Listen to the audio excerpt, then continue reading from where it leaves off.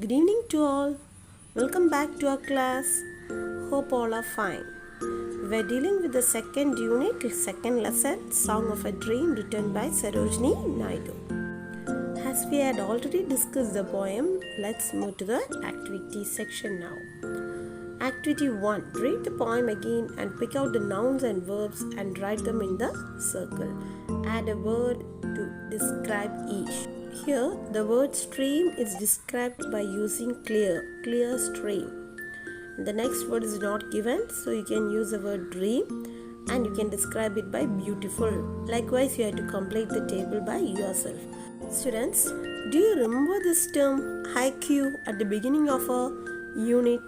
Yes, it's an unrhymed verse form in 3 lines. It is of Japanese origin. Likewise, today we are going to see a short poem of 5 lines known as Cinquain that was invented by Adelaide Crabtree.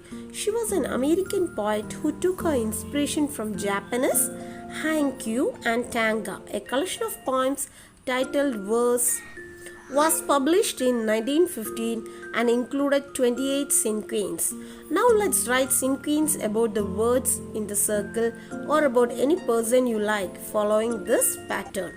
A noun should be there, 2 words describing the noun, 3 words showing what the noun does, a short phrase about the noun, another word synonymous with the noun.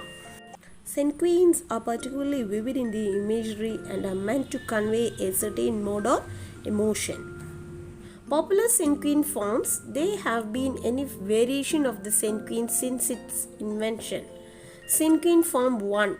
This is a very popular form of cinquain because of its simplicity. The first line is one word, which is the title of the poem. The second that contains 2 words, which are adjectives that describes the title. The third line has 3 words that tells the reader more about the subject of the poem or shows action. The fourth line has 4 words that shows emotion about the subject of the poem and may be individual word or a phrase. The fifth line is 1 word that is synonym of the title or it's very similar to it. Look at the example here. Snow is the first word, lovely and white are the adjectives, falling, dancing, drifting, covering everything it touches, and at large its synonym or a word which is very similar to it, blanket. No? I hope it's clear. See the next example. Teacher, friendly, sincere, teaching, correcting, guiding, always ready to help, and the other word for teacher, guru. Okay, so these are known as cinquain poems. Now look at the activity 2. Identify the key moments in the poem. One example is given for you. The poet dreams of being in a magical wood. Try to do the rest. Shall I help you? Yes, from the poem we know that she is soul deep in visions which sprang like poppies. She considered the spirit of truth as the birds that sang. No? The glowing stars, according to the poet, are the spirits of love. The slow flowing streams remind the poet of the spirits of peace.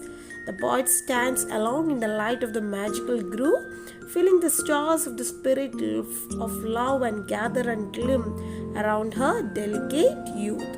So these are the key moments in this poem.